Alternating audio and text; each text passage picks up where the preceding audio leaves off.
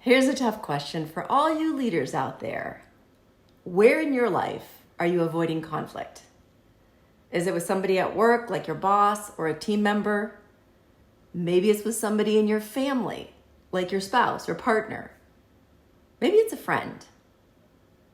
We humans avoid conflict because it can be uncomfortable to work through our differences.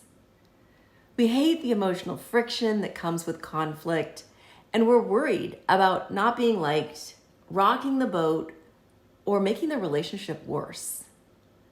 All these fears get spun up in our mind and cause us to delay or postpone that most important conversation that needs to happen. I recently worked with a CEO who had to face an uncomfortable conflict. She felt torn because she's a powerful relationship builder, and she didn't want to be hurtful. A side of her wanted to avoid it or delegate it so she didn't have to confront the individual. I knew her thinking was diminishing her courage. So we talked about how her responsibility as CEO is to protect the brand. And if an employee was harming the brand in any way, she is the voice to address that.